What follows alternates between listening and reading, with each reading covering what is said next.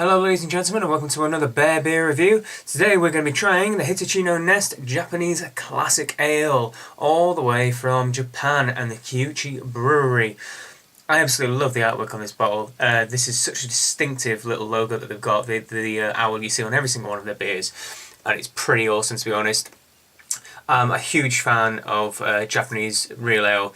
I've been out to Japan 4 times. I absolutely love the country. It's amazing. It's just like the most amazing blend of Asian cities and modern technology. It's a fascinating place to go is Japan. It really is, and so's the countryside outside of Tokyo. I've travelled up and down the country, but their craft beer scene is exploding because they've just had a beer duty tax levy, so that small breweries can now produce beer with much less taxation, and hence loads of people are getting up and going. If you ever find yourself out there is a place called Good Beer Faucet, which sounds like the most amazing Japanglish ever, out in Shibuya. In Tokyo. I think it's like a real ale bar owned by an Israeli guy, I believe, but it's fantastic. They've got beers from all over Japan, from all over the world, loads of different companies, loads of different styles. He brews his own beer there. They've got this unique beer chilling system that you can see, and it's all looking mechanical and awesomeness. It's really cool. And also Hellcraft, I think, Hellcraft Bar, something along those lines anyway, which is also in Shibuya as well, weirdly enough, which is another little craft ale bar, but it's kind of got an American twang, American bar feel. A little bit difficult to find because it's down some steps, but if you ever are in Tokyo, give them a try. I have had a few things by Hitachino Nest / Kyuchi Brewery before, but I have yet to try this classic ale. From what I can tell from the description on the back, which says the Japanese classic ale is a recreation of the first Japanese beer made in the Edo period. Please enjoy the Japanese taste, aged in cedar barrels like the old IPA style method from England.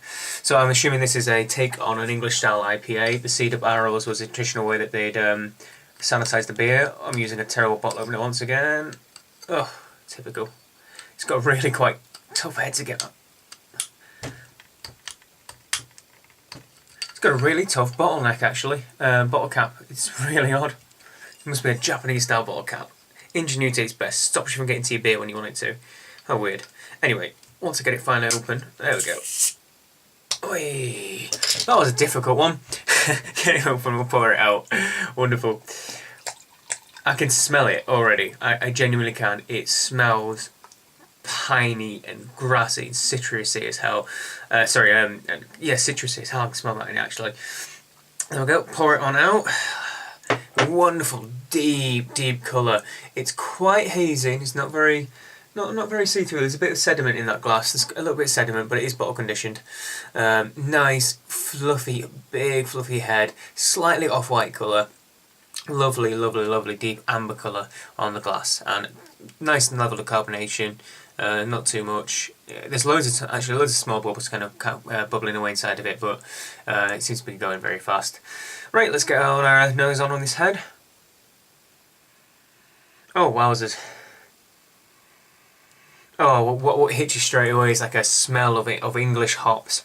Fuggles and Kentish Golding sort of smell, the grassy woodland, earthy sort of tones. And spicy. Nice little bit of spice in the background as well. And also a tiny bit of floral note as well, and kind of underpinning all of that.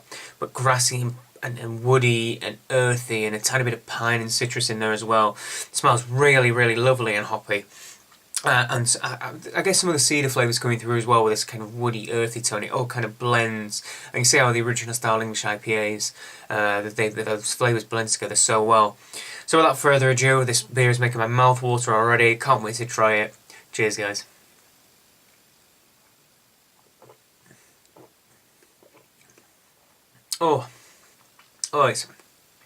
It's juicy. It's really chunky, that. I didn't look at the ABV actually, but one of my initial thoughts was it got this nice sweet flavour right at the front. I thought it tastes like an alcoholic sweetness. And it is 7%, so it's actually quite a strong beer.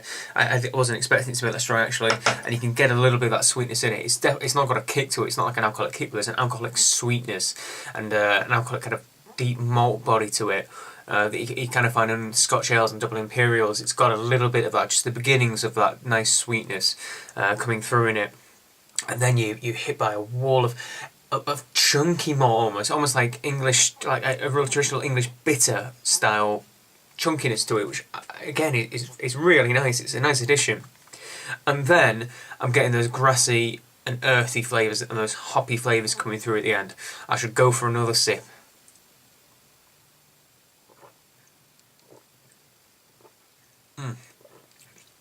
Mouthfeel is straight medium. It's a nice little chunk to it. The carbonation is very fine and very pleasant. It's not overly harsh, and it's certainly not non-existent. And those hop flavours are wonderful. They're really adding with this like chunky like mouthfeel. It feels like you can bite through the beard. There's this malty and mouthfeel. The hops just bring this level of like waves of saliva and flavour. It just kind of feels unctuous and really juicy and full on. It's absolutely lovely. The bitterness is not as profound as I would expect maybe from an IPA of this strength, but it feels balanced in that respect. It feels like there've been a lot of hops used, but like I said, it tastes like traditional English hops. I would say Fuggles and Kent Golding, something along those lines. And they're not traditionally extremely heavy on bittering, so it feels like they've used a ton for flavouring, and there's definitely load in there because it becomes the predominant flavour, and it combats this sweet malt body really well, and you get these earthy and spicy flavours. I think it's a really fine example of what is a Japanese classic ale. It tastes kind of like it tastes very much kind of like a good old English IPA, I would say. In terms of cedary notes from these cedar casks, I guess it comes through as these spicy and earthy notes. It seems to more blend in with the Fuggles and the Goldings, if that's what they use. I honestly don't know. It blends in with the hop, shall we say, really well, and I would think it probably more complements that than complements and boosts that rather than adding a different flavour tone. But I think it's just for the juiciness alone, it's great. I love strong malt flavours in beers as well. I like that kind of Scotch ale, double IPA, full on depth of malt, sweet, sticky malt flavours. So I like that this one's kind of got the beginning edges of that without being too overpowering and being too sweet. And I like this. I like the earthy, spicy, and woody, and piney, and tingy tiny bits of citrusy hops in there, and it just makes everything blend so well. There's no off flavours. Everything tastes like it's supposed to have been done. Like there's nothing wrong. There's absolutely nothing wrong with this beer at all. It's delicious. It really is. So in terms of rating, I think I'm gonna give this. I'm gonna give it an 8.5. I don't think it's genre defining, I don't think it's barrier breaking, but I think it's a damn fine example of what a really good beer can be like when time and care and thought and effort's put into it. I've tried, like I said, I've tried a few of them by Hitachino Nest, but I've never really done them in properly enough detail to be able to review them. I still have another bottle of a red rice ale. It'd be really nice to see to do a comparison between what that one's like and what this one is like. But if anything to go by, Japanese craft beer is brilliant. Go on, give it a shot. Bear Brewery as well, although they're Americans who've moved to Japan. They've kind of taken Japanese flavours. They've got a yuzu beer, so kind of fruit beer made with Japanese citrus fruit, and they do another one with a mikan, which is like an orange type of Japanese orange, and they've kind of taken bits of Japanese culture and put them into the beers, just like Hitachino Nest have done. They've got this red rice ale, which I believe uses some sake fermentation as well. It's great. These are the sort of things that when you get a new culture who've just come into the craft brewery scene, these sort of cool beers, these awesome beers work the way out, and these companies get going, and it's brilliant, and I love it. So go and give them a try. beerseurope.com is .co.uk is where I got mine from. Delicious beers. If these bottle caps, they're a pain. You saw how difficult it was. I'm not using the best of bottle openers ever. My other bottle opener's gone missing, so I'm using some weird angel guy. But yeah, awesome. Try them, guys. So like, favourite, comment, subscribe on the video. Tell me what you think if you've ever tried it before. Tell me what you think if you've tried Japanese craft beers before. Not Asahi, not Sapporo, not Kirin. I'm talking Japanese craft beers. So, thank you ever so much. Speak to you later, guys.